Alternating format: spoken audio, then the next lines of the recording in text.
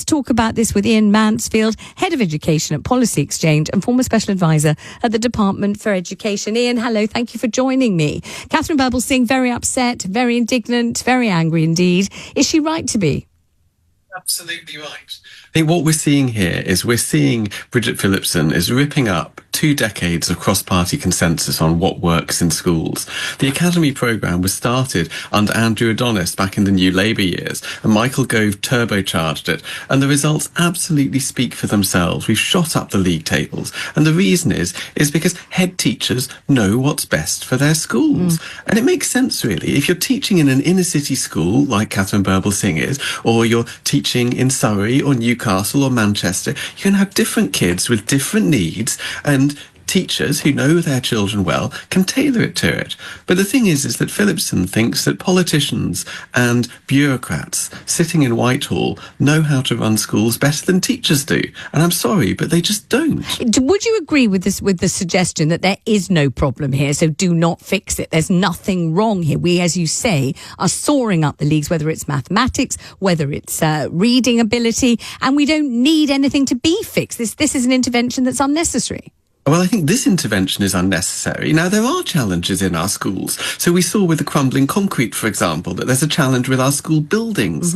We know there's a challenge with special educational needs and some of the children who are waiting to do that. And so actually, you know, Phillipson could do some good. There are some actual problems that could be fixed, but this bill doesn't address any of them. It's an ideological crusade because she thinks that everything should be the same and everyone should be the same, and that, as you said earlier, subjects like Latin aren't for people in state schools. They're not for people like us, in fact. And, you know, and this is wrong. Why is she not tackling the real problems in England's school system instead of ripping up 2 decades of consensus? And why is she so concerned about employing people who may not be classically trained teachers, but who want to teach and supposedly can bring something special, unique, interesting, you know, intriguing to the job, and also can learn on the job? Because a lot of teacher training is to go into school and teach, isn't it?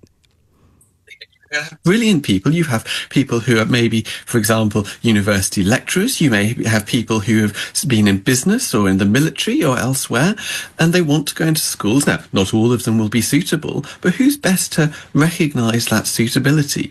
A head teacher who can actually see them and has a real interest in this, or by making them go through a very specific, you know, tick-the-box teacher training exercise. Now, of course, if you're getting a young graduate straight out of school, it makes sense why you want them to do a PGCE.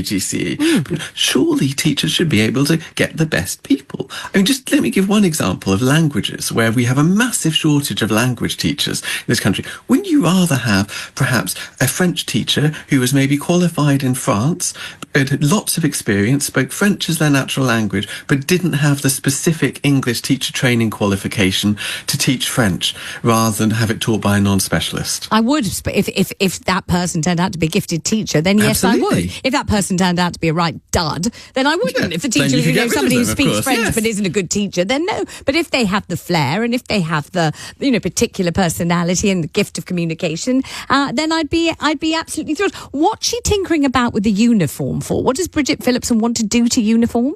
Yeah, so there's a new rule coming in which says that you can only have 3 branded items on the school uniform. And again, the principle behind this, I understand the principle a little bit more than some of the other stuff, because obviously uniform can be very expensive for parents, and there have been schools that in the past that took the mick and, you know, just had loads of very bespoke stuff. But it seems to be a little bit of virtue signalling, because actually it was a couple of years ago a new law got put through. It was a private member's bill. It was put through by a Labour backbencher but supported by the Conservative government that introduced new binding guidance on what schools could put in school uniforms. So again, I'd come back to this question. That's there. If schools aren't following them, well, let's check up on them and make sure they follow it. So what problem is she trying to fix with this new requirement? Not sure, Iain. Thank you so much for joining us. Iain Mansfield there, Head of Education at Policy Exchange.